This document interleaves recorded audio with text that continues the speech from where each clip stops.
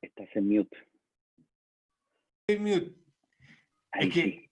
hace 2 minutos, no, menos, cuando está la música, un corte y que una escoba, toda mi familia tratando de conectarse mal. Muy buenos días, ¿cómo están? ¿Cómo están todos? Qué bueno los que están conectados. No se olviden que esto lo grabamos, lo publicamos para verlo después. Además, están las preguntas que vamos a hacer por chat. Y hoy día tenemos un gran invitado que vamos a hablar de montones de cosas, don Pablo Pizarro, que es Country Manager de Cisnero Interactive. Muchas Él gracias, es un señor. estudioso del marketing. Y Pablo, quiero partir con una pregunta que me han hecho por interno. ¿Qué es Cisnero Interactive? Bueno, Cisneros Interactive es una vertical de negocios de la familia Cisneros. Son los primeros que trajeron la representación de PepsiCo en Venezuela, DirecTV, Venevisión, Univisión, etcétera. Muy antiguos. El primer negocio que montaron en Chile fue Claxon, que después pasó a ser Iberoamerican Radio. También fueron dueños de Chilevisión en su momento. Y una familia que lleva mucho tiempo invirtiendo, principalmente en propiedades, etcétera, pero están radicados en Miami. Y ellos vieron una puerta interesante en lo que es el mundo digital.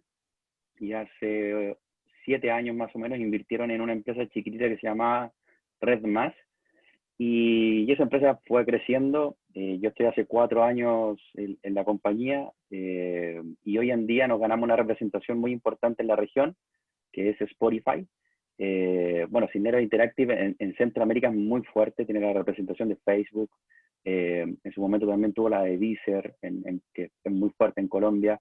Y así sucesivamente Red Más explotó, y hoy en día tenemos que llamarnos Cisneros Interactive porque ya Red Más pasó su ciclo, y hoy en día estamos también siendo representantes de LinkedIn en ciertos países, y al tener tantas representaciones, productos propios, etcétera, tenemos que unificar todo en un mismo lugar. Buenísimo, buenísimo. Este café virtual vamos a hacer unos cambios porque la verdad que me pidió con este corte medio desordenado y se me olvidó agradecerle a Congress Pro por esta transmisión. La verdad que siempre hay gran apoyo de nuestro amigo Capdevilar que nos ayuda constantemente. Oye, Pablo, una pregunta. Cuéntanos de Pablo Pizarro, que es Country Manager de esta compañía. ¿Quién es Pablo? ¿Dónde nació? ¿Qué hizo? ¿Cómo llegó ahí donde está? Bueno, yo crecí y nací en un pueblo, en una ciudad muy pequeña de 117.000 habitantes, se llama Ovalle, que está cerca de La Serena. Se produce un pisco increíble ahí. En realidad, mi familia está bien unida a los orígenes vinícolas, o de- sobre todo de vino y de pisco. Y siempre me llamó mucho la atención el tema de generar ciertos modelos. Como mis padres son contadores, pero emprendedores a la vez, tienen varios negocios. Me fui criando en un mundo bien de finanzas, y sentía la necesidad como de hacer otras cosas, y me llama mucho la atención publicidad.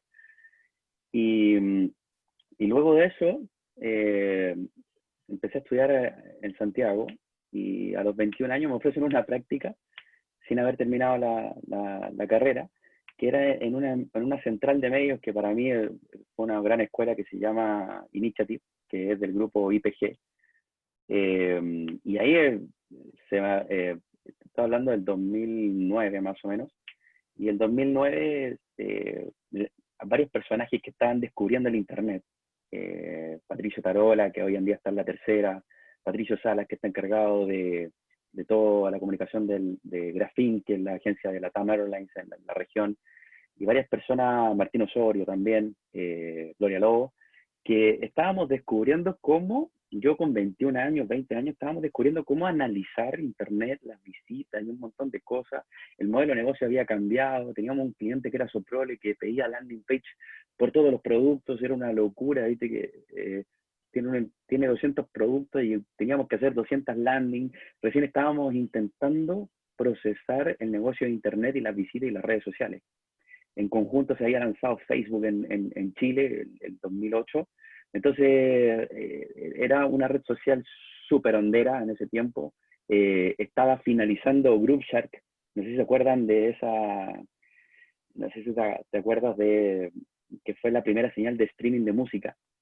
Así es. Entonces, en el 2009 estaban apareciendo interlocutores bastante fuertes, cambiando mucho el mercado, muchas redes sociales que intentaron salir, estaba fracasando MySpace, estaba, estaba abriéndose, y una empresa muy importante que para mí, no sé si ustedes la conocieron, que era Punto Fox, que Punto Fox era como el área de digital de lo que era Fox, el canal, Fox Channel, y ahí conozco a tres personas que traen el negocio de Facebook a Latinoamérica.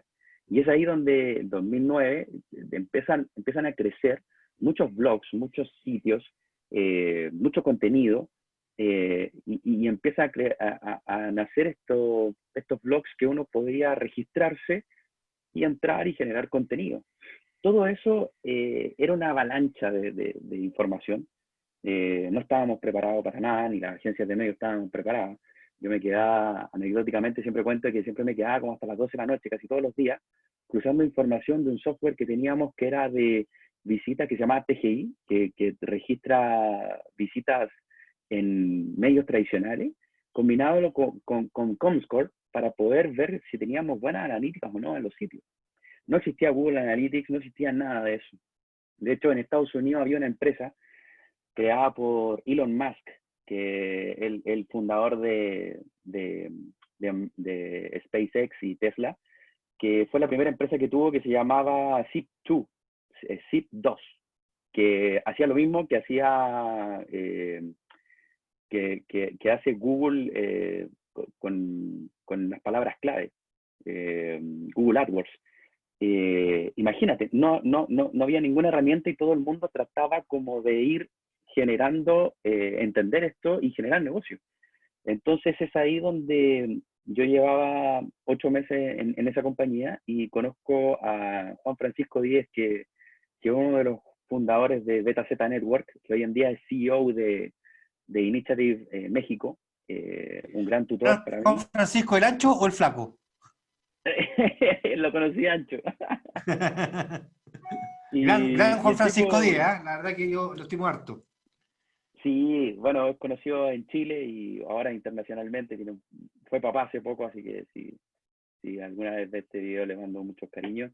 Eh, de cierto modo, él incursionaba en una empresa con Leo Prieto y Francisco Sandoval, que se llamaba Beta Z, y fuimos los primeros en generar contenido en distintos blogs. El más conocido era Firewire, que hablaba mucho de tecnología, y de CHW, que se llama Chile Hardware, que después salió Chile Juárez, que era de pornografía. No, pero nosotros éramos Chile Hardware. Y era un foro que tenía 8 millones de visitas, 8 millones de visitas, era una locura. La gente se registraba, tenía login, participaba, nosotros hacíamos reviews de celulares. Nosotros fuimos la primera empresa en generar acuerdos a largo contenido con LG, Samsung, porque hacíamos review de los celulares. Trabajamos con eh, Apellido Morales, que era un periodista que hoy en día está en el Canal 13, que hacía los reviews de celulares. Los primeros Nokia que llegaban, que se desplegaba la pantalla hacia arriba y el teclado estaba abajo, era impresionante. Donde empieza a salir una red social que obviamente es Twitter, y cambia la forma de monetización, porque nosotros nos acostumbrábamos a tener el contenido en un solo lugar, patrocinábamos por Facebook. Facebook no nos cobraba nada porque en ese tiempo era todo como gratis. YouTube estaba partiendo, nosotros subíamos los videos en YouTube, pagábamos una membresía, no teníamos publicidad, y todas estas empresas de streaming empezaron a crecer. Y ahí hay una empresa bastante grande que se llama MediaStream, tú la conoces y todo el mundo la conoce, que es chilena, que empieza a crecer con el tema del streaming, y varios emprendedores chilenos empiezan a crecer. Y tengo varias amistades de esa época, porque nos juntábamos, tal cual como este café, a compartir historias de decir, bueno, aquí está pasando algo grande, aquí está pasando algo interesante, las audiencias están llegando acá, y en ese tiempo teníamos una penetración de Internet de un 35%. Hoy en día es de un 98%, en base a los celulares, obviamente. Según la Subtel existen 28 millones de celulares activos. En esa época, bueno, y la Subtel dice que un 78% son smartphones. O sea, la penetración de Internet es una locura hoy en día, en 2020, y en ese entonces, en 2009, no teníamos nada, teníamos 35% de penetración de Internet, con suerte estaban los hosting, uno podía alojar una página, crear un correo electrónico, teníamos estas conversaciones eternas con varias personas que emprendieron en ese momento y generaron buena Cuponatic, la gente que ahora es de Corner Shop también, eh, interesante gente que empezó a ver esto como un Sí. negocio y una avalancha de información. Sí. Oye, Pablo, mira, Sí, una cosa que me llama la atención, vamos a dejar la última media hora para interactuar sí. porque hay muchas preguntas, pero a mí no es que me cause extrañeza, la verdad que eh, reafirma lo que yo muchas veces hablo. Tú hablas de esa época, como antaño, Como si fuera siglos ahora. atrás, y estamos hablando que fue el 2010, estamos en 2020, o sea, han pasado 10 años y la industria cambió completamente. El tema de monetización en estos 10 años, ¿cómo lo has visto tú? ¿Cómo crees que tú está, o sea, está y para dónde va? Eh, todo parte, es interesante esa pregunta, porque al tener tantas verticales creciendo, y nombré varias, que eran redes sociales, streaming, contenido, eh, eh, tema del hosting, de generar podcast, por ejemplo, de generar contenido en YouTube, todo ese tipo de cosas llevó a que la monetización sufriera un cambio demasiado vertiginoso en corto tiempo. Y las mismas empresas que alojaban este contenido empezaron a decir, necesitamos atraer influenciadores buenos para que esto prenda. Y ahí el concepto crece por parte de las plataformas, no de los que hacen contenido. Los que hacen contenido eran enamorados del contenido. Creaban, yo conocí muchos bloggers en ese momento, o muchos youtubers, hoy en día muchos tiktokers, etcétera, eh, pero eran enamorados del contenido, pero hoy en día esos chicos lo hacen por dinero. Cambió el concepto porque el dueño de la plataforma dijo, te voy a pagar por gente que vea tu contenido. Y es ahí donde empieza a cambiar la monetización. Y la monetización empezó a cambiar por la data, por la cantidad de personas que visitaban el contenido, por el tipo de contenido, si era brand safe, no era brand safe, si tenía tantas visitas en determinado tiempo, etcétera, empezó a tener muchas variables y ahí empezó a crecer otro estilo de monetización, que es llevado de la industria de la televisión. Viste que la industria de la televisión, la prensa, la revista, etcétera, subsistían de la publicidad y subsistían de estos placements y este tipo de cosas. Y eso se adoptó, o sea, los mismos youtubers empezaban a aparecer y a hacer una reseña que se llama Open Boxing, que es abrir una caja y mostrar un producto. Eso causó furor y ahí en la conversación pasada hablábamos de Denise Rosenthal cuando fue la primera chica y fue la primera en Chile en incluir a una telco en su videoclip de un hit que ella lanzó. Eso te iba a Eh, preguntar. Eso mismo te iba a Denise preguntar. Rosenthal para mí fue como súper rupturista, creo que fue el 2009-2010, donde dijo, me voy a conversar con Telefónica, representantes, debe haber una conversación bastante larga ahí, pero explícitamente salió una M de un foco de Telefónica, de Movistar. Y fue donde cambió completamente también el pensamiento de los artistas y de cómo llevar esto a generar volúmenes de dinero por distintos ingresos, no tan solo por los derechos de la música, sino por generar contenido anclado con las marcas. Y en ese mismo año empieza a nacer un artista que para mí es fundamental y cambia toda la monetización en Internet, que es Justin Bieber. Justin Bieber, un chico que fue descubierto en YouTube, principalmente porque cantaba a capela, tenía buena voz, pero empezó a tener muchos fans, a hablar con ellos desde su casa en Canadá, y el tipo empieza a hablar de marcas, a moverse en redes sociales, a crecer en distintas redes sociales y a generar el contenido que obviamente era música.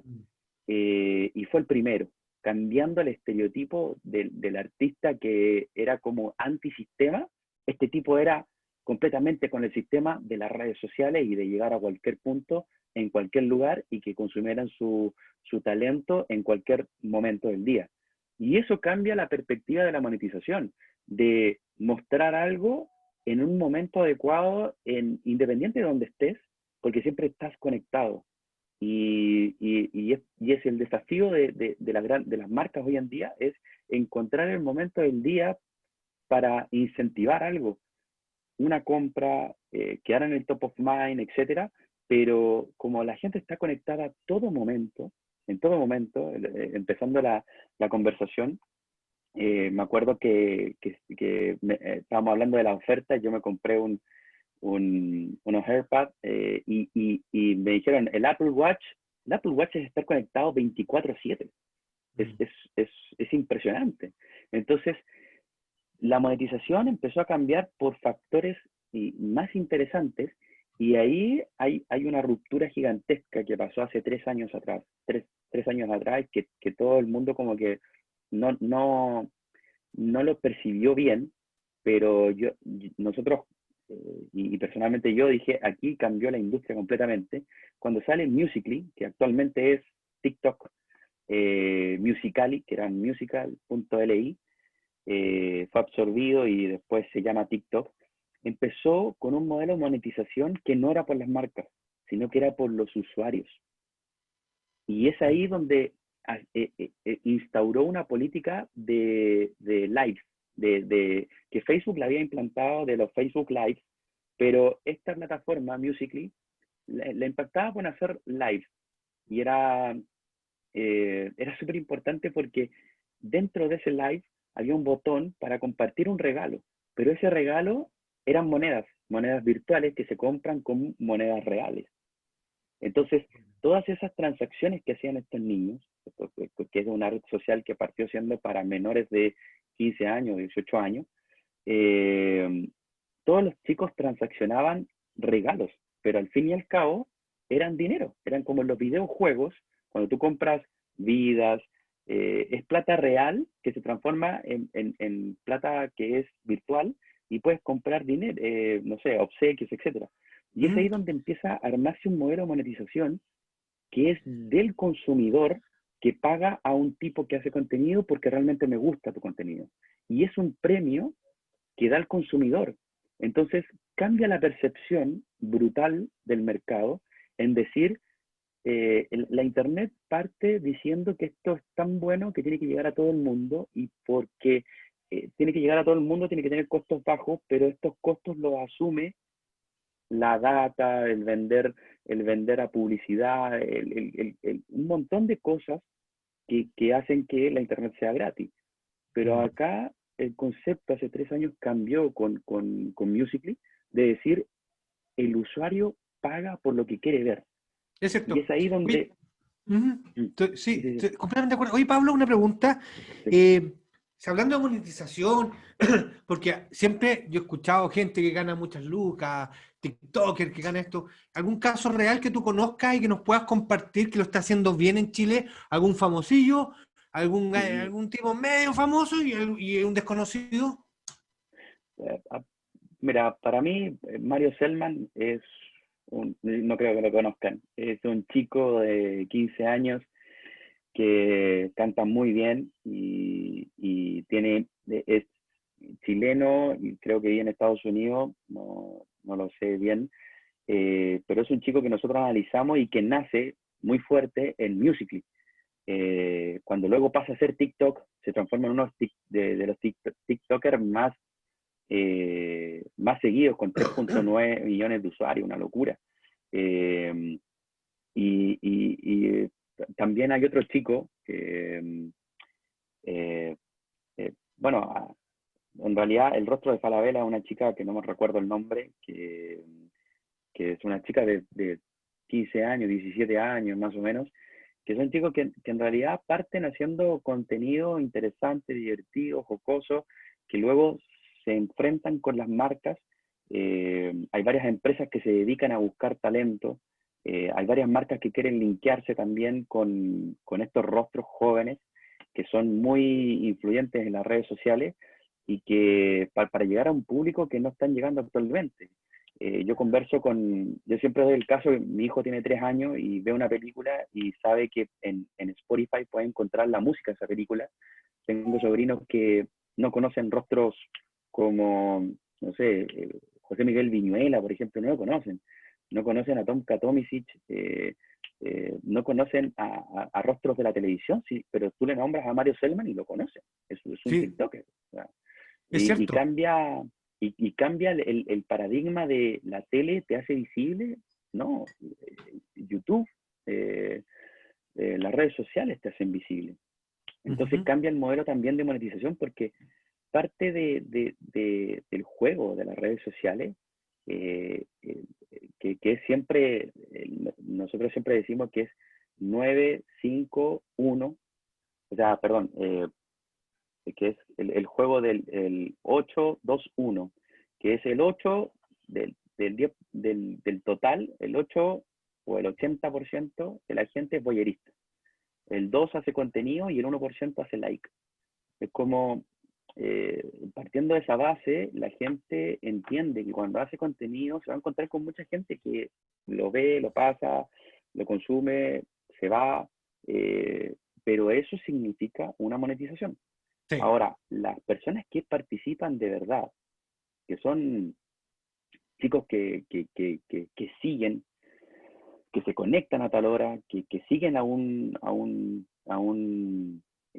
TikToker o un YouTuber, esas son las personas que hacen crecer las suscripciones y un montón de cosas más. Y es ahí donde el realizador de contenido recibe mucho más dividendos que el resto. Es correcto, Pablo. Mira, hace unos días atrás con Ritalin León, que tiene una agencia muy buena, ojo, y don Néstor Leal, el gerente de marketing de Accenture, estuvimos hablando sobre burbuja digital, burbuja Sí, mediática más que digital, donde producto de la segmentación, el perfilamiento de clientes, nos iban envolviendo en una burbuja para entregarnos contenido que es lo que realmente nosotros queremos. Eh, es tan importante, yo sé que el contenido y lo que yo proponga es realmente importante en las redes, pero también es importante la segmentación y el perfilamiento de los clientes al cual yo voy a llegar con ese contenido. sí, ¿Cómo hacía esa súper mezcla? importante. Porque Lo que pasa es tú que, representas marca de contenido, pero ¿cómo haces esa sí, mezcla de perfilar, de perfilar la audiencia con el contenido que te dicen que tiene que llegar? ¿Cómo se trabaja eso? yo creo que uno de los mayores desafíos actualmente del marketing es tratar de congeniar con todas estas verticales que hay. Hoy en día, por ejemplo, no hay un experto digital. El experto digital murió porque dentro de lo digital hay tantas verticales como e-commerce, como contenido, como redes sociales, como, no sé, Google, Facebook, Programmatic. Hay tantas verticales que hoy en día nadie puede decirse que es un experto en marketing digital. Siento que cada uno tiene una arista súper marcada. Yo tuve la fortuna de cuando ingresé a Cisneros Interactive, nosotros fuimos creadores de 2DSP, que es un Demand Side Platform donde las personas, donde las marcas pueden comprar on demand en sitios publicitarios que estén disponibles en el Open Market. Es una compra que se hace en distintos sitios, en una sola plataforma. Entonces, cuando nosotros empezamos a incursionar en esto, empezamos a hablar muy fuerte de data y empezamos a hablar de justo la tecnología va tan rápido que me acuerdo que hace, 5 años atrás, se tomó la determinación de que las grandes empresas como Samsung, Apple, etcétera, iban a fabricar computadores o sea, tenía en base al celular, a los smartphones, que eran tan eficientes, tan rápidos, que eran un computador en la mano, empezaron a fabricar con la misma tecnología computadores, notebooks. Entonces, empezamos a tener un componente que se llama Device ID, que es la nomenclatura única de un device. Y eso te permitía emitir señal. Y esa señal la recibían las telcos y la reciben otro tipo de software y te pueden delimitar ciertos radares. Y yo puedo impactar a una persona en 200 metros hoy en día. Antes era 1,5 kilómetros, 2 kilómetros, podría llegar con un mensaje push a un Android o impactar, por ejemplo, si estuviste en el Costanera Center, impactarlo nuevamente si es que el tipo vive en, no sé, en Las Condes, en Providencia, en donde sea, decirle, vuelve nuevamente, supe que estuviste ahí, ese tipo de cosas. Cuando nosotros empezamos a incursionar en los DMP, tú bien conoces que en Oracle tienen un DMP muy, muy grande, que se va nutriendo siempre de información, son software que van trabajando 24/7 con mucha información de distintos lugares. Todo eso queda almacenado, todo eso empieza a clusterizar, a hacer cubos de audiencia, y vamos sabiendo comportamientos de los usuarios, no tan solo de su navegación y de su huella digital, de qué aplicaciones van consumiendo, de qué sitios van visitando, sino que también dónde están físicamente. Y eso cambió mucho tanto la monetización como la estrategia de marketing. Y la estrategia de marketing hoy en día tienes que tener un equipo multidisciplinario que sepa tanto de redes sociales, programmatic, distintas plataformas como Google y Facebook, que son autónomas también, porque de cierto modo uno puede tener un DMP, un Data Management Platform, que sea de tercero. Por ejemplo, lo compro ahora, pero es incompatible con la data de Google, porque Google no comparte su data. Es incompatible con la data de Facebook, porque tienen un DMP propio. Entonces, cuando tú logras hacer un equipo multidisciplinario y logras reunir todas las plataformas que no se hablan entre sí, es donde logras el éxito hoy en día en el marketing digital. Eso, Y mira, por eso ha evolucionado tanto. estoy tremendamente de acuerdo contigo y es más, yo no sé por qué no han contratado más sociólogos dentro de los equipos de marketing que le Pero hacen muy completamente. bien a la industria. Y les quiero, hay una serie que se llama Criminal Mind, que a mí me encanta, donde ellos es un grupo que perfila a estos asesinos en serie y bajo su perfilamiento los descubren quién es. No tienen ni idea quién es el asesino, lo perfilan con datos y descubren quién es el posible, van y lo arrestan y lo encuentro fantástico. Amigo Pero mío, cada por una de esas tiempo, personas aporta de cosas distintas. Que esos correcto, equipos, y eso es lo que hay que hacer. correcto. Me quedan tres preguntas antes de abrir las cámaras para hacer preguntas porque hay gente que quiere compartir. Uno, McLuhan dijo hace el año 70 y algo, o no, perdón, el 90 y algo, lo voy a confirmar, pero dijo, el medio es el mensaje. ¿Qué opinas de eso? El medio es el mensaje. Bueno, hoy en día ha cambiado tanto eso, creo que hoy en día las redes sociales eh, están tan altentes. Ay, mira, el otro día fue algo muy divertido. Tembló antes de ayer, ¿cierto? Mm. 6.8. Y me meto a Twitter y no había noticias, habían puros memes. Entonces es tan rápido todo que ni siquiera los medios alcanzan a cubrir la noticia. Sí, Que ya sí. hay un tipo que tiene un smart que ya la cubrió, pero la cubrió con un meme. Es Cambió cierto, es cierto. tanto esto que hoy en día ya no lo es. Y va cambiando tan rápido, y es por eso que es tan importante tener un equipo multidisciplinario que sepa distintas áreas, pero que congenien en algo para dar cobertura a un buen marketing. En los años 70, imagínate, la Coca-Cola sacaba un jingle y era un furor. No sé si vieron la serie Mad Men, que termina la temporada con la canción de Coca-Cola en los años 50, que Correcto.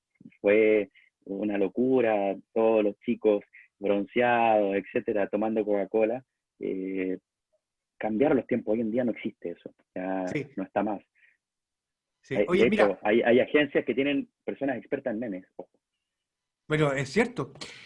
Yo me soy fanático de algunos de algunos Spotify, de algunos programas de audio, sobre todo hay varios muy entretenidos. Qué bueno que tocaste ese tema. ¿Y qué nos cuentas tú estás representando Spotify? ¿Hay alguna noticia Sí, entretenida que nos puedas contar? mira, lo más divertido, o sea, lo más interesante que te puedo comprar es Spotify. Spotify es una plataforma exquisita, super brand safe, tiene un público gigantesco en Chile, creció muchísimo, pero el público está hambriento de más Bien, y quiere tener más contenido. El usuario que ocupa Spotify es un usuario que está siempre a la vanguardia de algo. Spotify para mí no es un canal más o una radio más, como dicen otros colegas, sino que para mí es un movimiento. ¿Por qué? Porque eh, la música para todos es súper importante. Te trae recuerdos, te motiva, te acompaña en ciertos momentos. Hay ciertas músicas que te acuerdan momentos de tu vida y es tan importante ese contenido, pero hoy en día el usuario está queriendo informarse más. Eh, ya Spotify hace unos meses atrás compra una plataforma que se llama Anchor o que se escribe Anchor. Anchor es una empresa que es un host donde tú puedes subir en menos de 24 horas tu podcast. Entonces, este momento que nosotros estamos teniendo ahora, le sacas el video, le pones el audio, de hecho, Zoom te deja sacar solamente el audio, y lo puedes subir en un podcast, tan rápido y tan fácil. Y eso hace que el consumo de podcast aumente. Y hoy en día nosotros siempre estamos buscando la red de podcaster. Hoy en día es una de las misiones que nosotros tenemos en Cisneros Interactive. No hemos comunicado con mucha gente, lamentablemente en Chile todavía están pañales esto, eh, pero nosotros siempre le decimos a todo el público, y si hay alguien acá, y personalmente yo lo digo, Sergio, tu contenido tiene que estar en un podcast.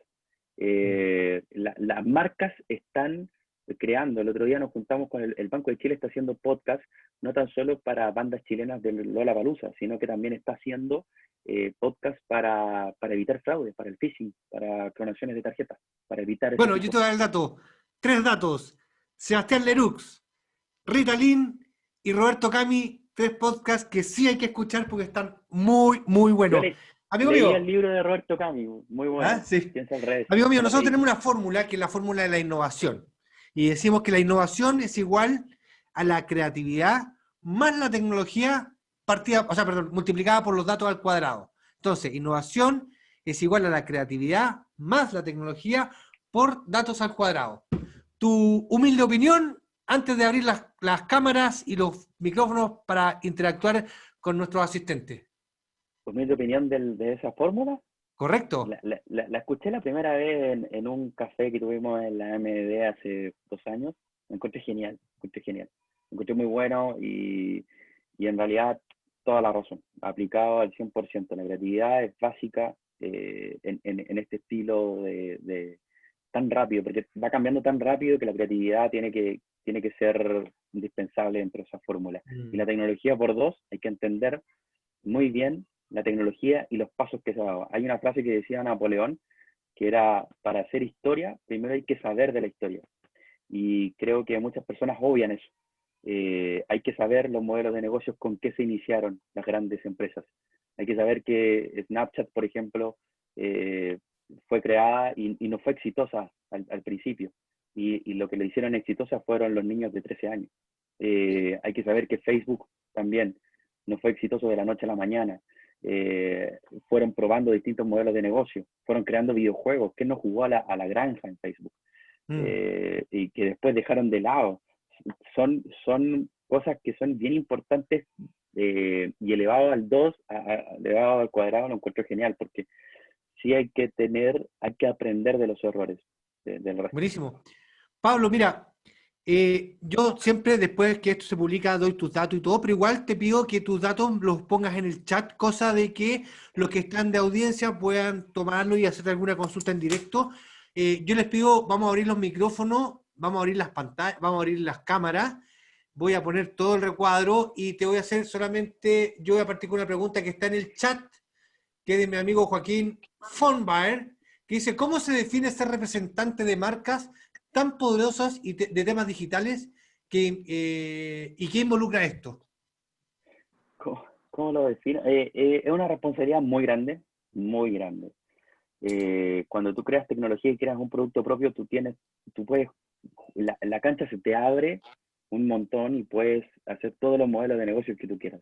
Cuando tú eres representante de alguien, tienes que responder hacia alguien, y cuando son empresas tan grandes con tanta data, tienes que tener mucho más cuidado. Con todas las leyes de protección de datos y un montón de cosas más, se hace todo más riguroso y pasas de estar en tercera a primera división. Y ese cambio es bastante potente, tanto como en la retórica que tienes que darle a los clientes, como en tu tipo de modelo de negocio que vas a ejecutar al momento que tienes estas representaciones. Ujú. Los micrófonos quedan abiertos. Yo creo que Cristian León, mi amigo Ritalín, perdón, me está levantando la mano Eduardo Capdevila. Cuéntalo, Eduardo. Estás con el micrófono apagado. En Casa de Herrero. Pablo, una pregunta. Dime. Yo, por ejemplo, creo que tengo un contenido súper interesante que dar. Tengo 20 años en la industria de los eventos y llevo 10 años metido en la tecnología para eventos. Pues la primera pregunta es simple: ¿un podcast o YouTube? Y la segunda pregunta es para mí la complicada. En el fondo, ¿cómo hago que ese podcast o ese video de YouTube, que puedo hacer 50, porque tengo para 50, sean famosos o puedan estar cerca de una marca? Ya, genial tu pregunta. Es genial. Primero, nunca obviar una plataforma de consumo. Si tú, por ejemplo, yo cuando vamos a ver a distintos clientes que hacen podcast, me dicen, con lanzarlo en Spotify está bien. No, ahí hay muchas plataformas. Por eso es interesante conocer la tecnología, y hay distintas empresas de streaming, por ejemplo, Omni, que es una de ellas, que tú pagas un host e inmediatamente te la deja en Tuning, en iVoox, en Spotify, en distintos canales de podcast, ¿vale? Y si tú tienes contenido tan valioso, no lo encierres en Chile. Tú hablas español y esto tiene que ser para habla hispana. Entonces tienes que pensar como hispanohablante, en el sentido de que YouTube tienes que estar en YouTube, con un lenguaje que sea transversal, hispanohablante. En podcast, lo mismo. Entonces, cuando tú tienes ese contenido que está perfilado para habla hispana, es ahí donde los mismos pares te hacen crecer.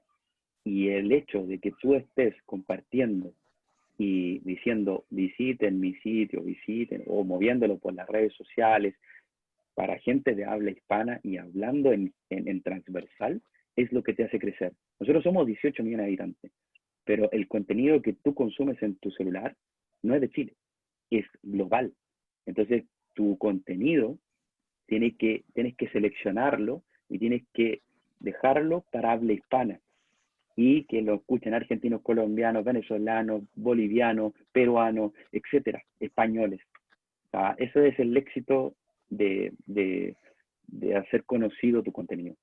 Pablo, yo quiero aportar con mi experiencia, por lo menos, de mi podcast. ¿Me escuchan, no? Que no me veo, estoy con mi Escuchamos nombre súper por bien y estamos internet. viendo el tema del video. Ah, súper, ya, aquí estoy. Hola, aquí estoy, ahora sí. Excelente. ¿Cómo están? Oye, yo quiero aportar un poco a la pregunta que da Eduardo.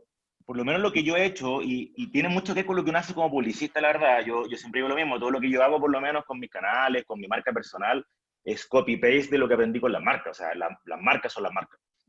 Lo que pasa con el contenido, y la pregunta si es YouTube o es TikTok o es lo que tú queráis, primero tiene que ver con lo que tú entregas a la gente y a qué personas se lo entregas. O sea, yo creo que tal como cuando uno hace un primer trabajo de una marca, que primero hace un planning y entiende qué tiene su producto, a quién le entrega cosas, cuál es su target. Yo por lo menos con mi podcast hice eso. Primero empecé haciendo lo que a mí me gusta hacer, entregando el conocimiento que yo considero valioso para mis pares, y rápidamente me di cuenta, por ejemplo, que mi podcast se está escuchando mucho entre gente de 35 a 45, que eran principalmente gerentes de marketing, gente más senior. Pero yo tenía mucho contenido que me gustaba también, que daba a mis alumnos, por ejemplo, no sé, los 10 tips de un director general creativo para encontrar pega. Y ahí, gracias a mi gran amigo Sergio Bajardo, porque yo creo que gran mérito de él también, él me dice un día, oye, ahora que están todos empezando con los podcasts, empieza a innovar también. Pues yo dije, a mí me gusta mucho hablar frente a cámara, como se han dado cuenta, me gusta mucho dar charlas y cosas. Y claramente yo no estaba en YouTube, o sea, yo tenía un contenido súper rico de repente para gente más chica, que no está a lo mejor en el podcast todavía, y a la gente más joven le gusta más YouTube que el podcast. Entonces empecé a armar esta duplicidad de grabarme de frente, pero después eso lo paso a audio en Spotify, o sea, en Anchor, que también efectivamente, como dice Pablo, hay muchas plataformas que son multiplataformas. O sea, Anchor para mí funciona súper bien porque yo, aparte de tener que programar para que esté además en Apple, que sea a mano, el resto automático, automáticamente lo tira a Spotify, lo tira a todas partes. Y por otro lado, YouTube, que me sirvió como canal para el mismo contenido, empezar a vertirlo en distintas plataformas y en distintas audiencias. Entonces, la pregunta no es qué canal uso, la pregunta es qué tienes para qué personas. Y después empezáis a pensar que efectivamente, como dice McLuhan en el medio del mensaje, en este caso, el mensaje te nombra el medio, el mensaje te diseña el medio. Eso es lo Es que yo opino, al verdad. menos. Y lo otro es que es muy interesante y que no nombraste, pero lo fuiste nombrando explícitamente, es la data. La data que te va Por dejando supuesto. toda esa huella. Es como Exacto. revisar quién te escuchó, cuándo te escuchó, en qué horario son los pics, en qué horario se Exacto. escuchó al Pero son cierto, datos vivos, no es el eso. pendrive a fin de mes, es el dato de ahora, qué está pasando ahora, a qué hora me están escuchando más, quién está metido en este momento o respecto al día Eh, anterior. eh, y por eso Spotify compra Anchor, ojo, que Sí, pues, esa plataforma te empieza a hablas de dar Spotify. métricas de quiénes te está escuchando. Y eso es interesante porque perfilas el contenido. Hay muchas veces que, por ejemplo, cuando yo voy a ver a clientes, sobre todo de retail, me dicen, ya, pero ¿cómo hago funcionar mi e-commerce? Bueno, ¿cuál es tu producto o qué quieres realmente vender? Y ahí se dan cuenta que ellos quieren lanzar un producto que puede estar en distintas plataformas también, vendiéndose en distintos canales. Sí, pues. Y a lo mejor se vende más en falabella.com o a lo mejor se vende en doñaporota.com. Pero Claro. ese análisis es el que tú tienes que guardar y decir, ah, ahora voy a enfocarme más en esto, que es lo que me da más dividendo. Y es lo que tú hiciste. O sea, me di cuenta que el contenido que hice era muy furor en X canal. Y este canal, le voy a empezar a dar más bola a este canal que Claro. el resto. Pero eso es muy importante, analizar siempre lo que tú vas creando. Y otra cosa importante, yo como ahora estoy muy metido en el tema del podcasting, me interesa mucho y escucho podcasters famosísimos con Estados Unidos, o sea, que viven de esto y viven como millonarios, o sea, millones de dólares. Y uno de los tipos dice algo que es súper cierto y también lo he escuchado un par de escritores. Sí. Voy a separar o sea, voy a meter toda la carne a la parrilla, o sea, toda la discusión junta. Un escritor una vez estaba hablando, creo que es el de Goosebumps, de esta serie de libros para adolescentes. El tipo contaba que sacó esta serie de libros, o sea, sacó el capítulo 1 con su editor, el tipo antes hacía otro tipo de novelas, se metió en el terror infantil o adolescente, y no pasó nada. Un mes, 2 meses, 3 meses, y cuando ya empezó a escribir otro libro totalmente distinto, ¡kabum! Se hace famoso y es lo que es hoy día. Con los podcasts pasa un poco lo mismo. De hecho, este gallo que yo escuchaba anoche, de hecho, y ahora tengo la costumbre de hacer dormir a mi hija y leerle, después estoy con un audífono puesto mientras se queda dormida escuchando podcast. Y este podcast es súper, de hecho se lo doy a todos los papás como dato, que está buenísimo, tú estás acostado, pero estás escuchando un poco. Y el tipo Yo hago decía que él eso. partió haciendo un podcast que lo escuchaban 5 personas, pero dijo, sé que le voy a dar, le voy a dar. Partió con un formato bien liviano también, yo uso estos AirPods y mi celular y nada más, no he invertido muchas cosas, tampoco va a partir bien. Y poco a poco empezó, claro, 50 personas, 100 personas. Hoy día los capítulos de más atrás, el capítulo 1, 2 y 3, tienen más de 2.000 o 3.000 views o escuchas. Y partió de a poquito. O sea, de verdad que una de las cosas que creo que funciona súper bien, que lo decían bien los gringos y lo repito como loro, porque lo escuché ayer y me encantó, es si tú crees que tu contenido está bueno, dale y dale y dale. ¿No si vieron Cobra Kai, la serie? Bueno, lo que dice Miyagi-Do, lo que dice Daniel dice, si tú tienes algo que sabes que es bueno, dale nomás porque la gente que lo necesita va a empezar a llegar. Bueno, Y el señor Miyagi también es parte voy a importante hacer de lo que estrategia. una noticia que nosotros encontramos genial. Ojo con lo que se viene con Spotify, porque Spotify va a traer un modelo de negocio para los podcasters. Me llegó el mail, Va sí, a se lo pagar al contaron. podcast. Están empezando a monetizar, eso es buenísimo. Así que nosotros como Sendero Interactive estamos creando una red de podcasters súper arcaica, pero se viene un modelo de negocio automatizado, tal cual como el de YouTube, en el cual todos los podcasters van a poder tener la suerte de poder financiar el buen trabajo que hace, porque el pensamiento de las plataformas que alojan contenido, porque Spotify pasa a ser una plataforma de streaming, pero después ya no es streaming, sino que tienes que cargar tu podcast en un streaming aparte para poder cargarlo, y se convierte como en una especie de store, de tienda online donde tú puedes conseguir contenido. Entonces, cuando pasa eso, Spotify entiende de que, ok, tengo que hacer un modelo de negocios para premiar el buen contenido de esas personas. Y si Cristian León el día de mañana empieza a tener muchas escuchas, o sea, es un tipo que va a ser premiado por cada escucha que se realice en su canal. Entonces, Pablo, una eso es pregunta, genial. perdón que te interrumpa, pero tengo una duda, un aspecto no legal, pero ¿qué pasa si esta persona que tiene un podcast muy entretenido tiene auspiciadores internos dentro de su programa? ¿Va a afectar el uso de esa monetización que va a usar Spotify? No. Es completamente libre. Si uno hace una mención publicitaria dentro de los podcasts, queda ahí forever. O sea, yo personalmente, por ejemplo, nosotros somos representantes de Wondery. No sé si conocen Wondery. Es la productora de contenido más grande del mundo en podcast. Y lanzó una serie que se llama Doctor Muerte, que fue tan escuchada, porque es un caso real que se llama Dr. Danch, que es un gringo en Dallas, que en el 2007 tuvo 39 muertes, porque el tipo hacía malas operaciones. La llevaron a podcast, fue tanto el furor, se escuchó, tuvo más de 100 millones de escuchas, y compra los derechos en Netflix, y Netflix va a lanzar la serie de Doctor Muerte. Y por eso Wondery se convierte en la primera productora en generar contenido tan bueno que llega a comprar los derechos Netflix. Entonces, esto es un negocio que recién está empezando. Y si están ustedes adelantándose, está muy bien. Habla muy bien de la visión que tienen de contenido y la visión que tienen de negocio también. Joaquín von Baer quiere hacer una pregunta, ahí por chat me está diciendo, por favor, yo. Sí. Fumbear. Von Baer, ahora que se da vuelta la... Así es. Es que esto de hablar tanto No sé, idioma, yo no me meto en la vida personal de nadie. se da vuelta las sílabas. Ya.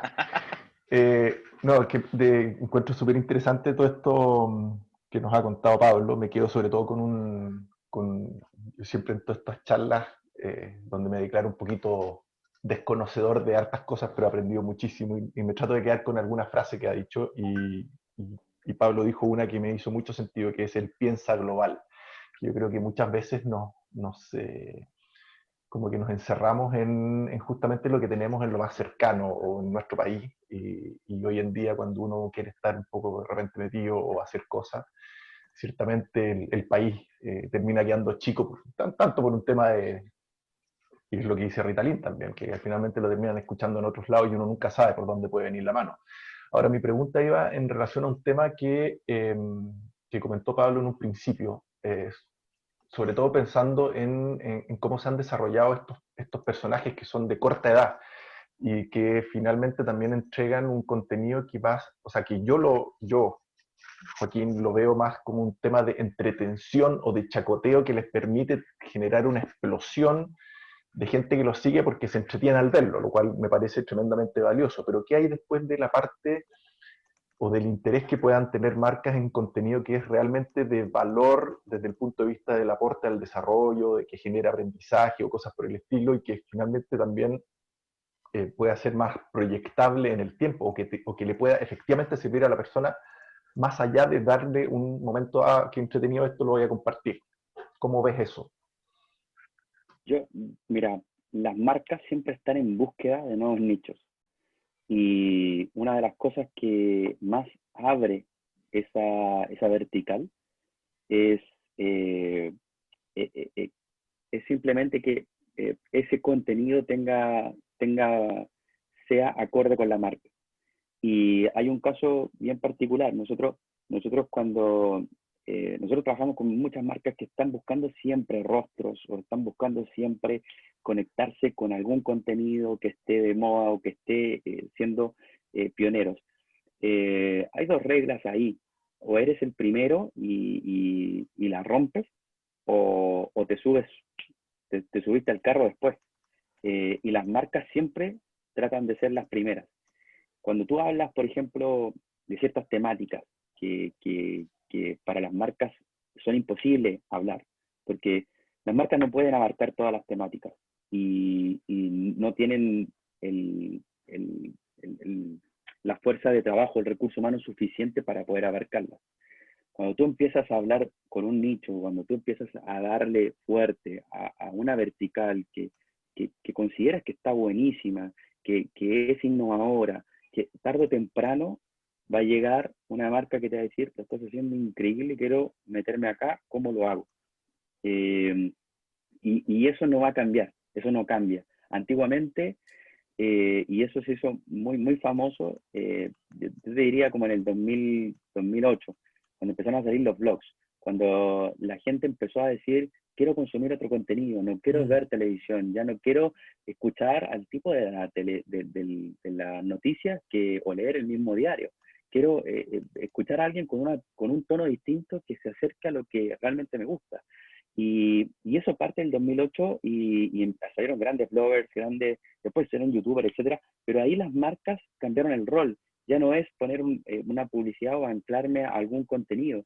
Las grandes estudios de televisión dijeron: carajo, ¿qué estamos haciendo? O sea, tengo que empezar a hacer contenido para las marcas relevantes. Ya digo, por ejemplo, el caso de 13, Canal 13, que hace 13C, con contenido, el 13C tiene un contenido de arquitectura, contenido literario, contenido, y el canal abierto tiene contenido transversal, pero el éxito del Canal 13 Cable es en base a ese contenido que se atrevieron a hacer.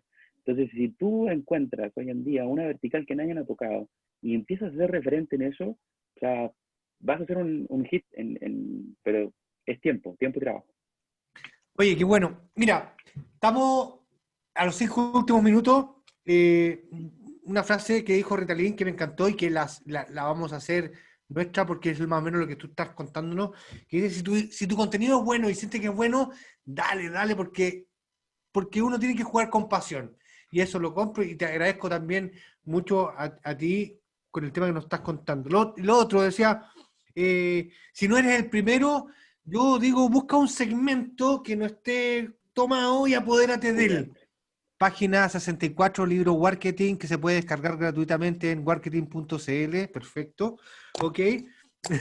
Pablo, ha sido súper entretenido, ha sido súper interesante. Creo que los que estamos aquí presentes, los que nos van a escuchar en un futuro y etcétera, te vamos a contactar porque queremos estar dentro de esa red que nos estás comentando. No te vamos a dejar tranquilo, queremos ser un aporte en esa red y lo vamos a hacer, ¿sí o no, Ritalin?